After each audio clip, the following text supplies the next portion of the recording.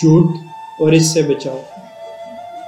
بچہ ایک کورے کاغذ کی مانند ہے جس پر آپ جو کچھ تحریر کریں گے وہی اس پر ثبت ہو جائے گا۔ جھوٹ کی ابتدا بچہ نہیں کرتا بلکہ اس کا آغاز آپ اپنے گھریلو ماحول سے کرتے ہیں۔ جو شخص کسی سے نہیں ڈرتا وہ کبھی جھوٹ نہیں بولتا۔ جھوٹ کی ابتدا ہمیشہ ڈر اور خوف کی وجہ سے ہوتی ہے۔ یہ ڈر یا خوف والدین کی وجہ سے ہی پیدا ہوتا ہے۔ بچے سے اگر کوئی غلطی یا نقصان ہو جائے تو وہ پہلے سچ بولنے کے نتائج کو سوچتا ہے۔ جب اسے معلوم ہو کہ سچ بولنے پر مار پڑے گی یا ڈانٹ دیا جائے گا تو وہ فیصلہ کرتا ہے کہ جھوٹ بول کر خود کو بچایا جائے۔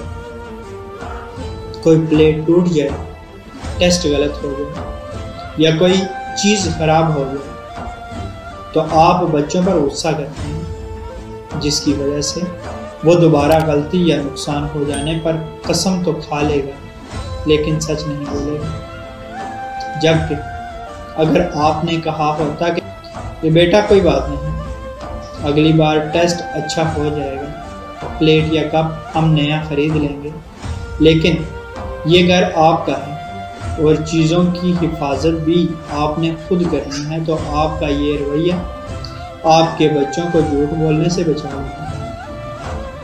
دوسری وجہ، جب یکساں تعلیم و تربیت کا فقدان ہو، آپ سارا دن بچوں کو جھوٹ بولنے سے منع کریں اور خود بچوں سے یا بچوں کے سامنے جھوٹ بولتے رہیں تو آپ کی بیوقوفی ہے کہ آپ چاہیں بچہ جھوٹ نہ بولے۔ دوست کے آنے پر آپ کہتے ہیں بیٹا کہہ دو بابا گھر نہیں، تھوڑا نہیں بہت زیادہ سوچیے۔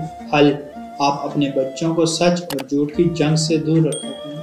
اگر آپ کا بچہ کوئی جھوٹ بول دیتا ہے تو اس کی رہنمائی کرتے وقت یہ مت کہیں کہ تم نے جھوٹ کیوں بولا۔ یاد رکھیں آپ نے جس چیز یا عادت سے کسی کو روکنا ہے اس کا نام مت دہرایا کریں۔ ایسا کرنے سے آپ بچے کے دماغ کے سرخ بٹن کو کلک کرتے ہیں۔ نیورو لنگوسٹک پروگرامنگ کے مطابق اگر آپ نے کسی کو شراب پینے سے روکنا ہے تو اس کے سامنے کبھی شراب کا لفظ استعمال مت کریں، کیونکہ ایسا کرنے سے آپ اس چیز کا نام لے جاتے ہیں جو اس کی عادت بن چکی ہے اور انسان کا دماغ نصیحت کو چھوڑ کر اس لفظ شراب کی جانب متوجہ ہو جاتا ہے۔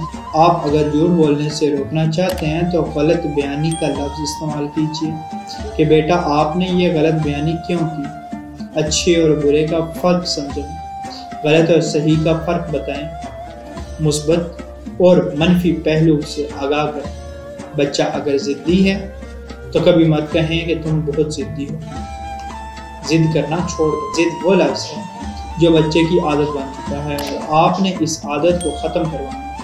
بیٹا یہ اچھی بات نہیں، ایسا کرنا درست نہیں، آپ کی یہ عادت اچھی نہیں، اس طرح کے جملوں کا استعمال کیجیے۔ اللہ پاک آسانیاں حاصل اور تقسیم کرنے کا شرف عطا فرمائے، آمین، جزاک اللہ۔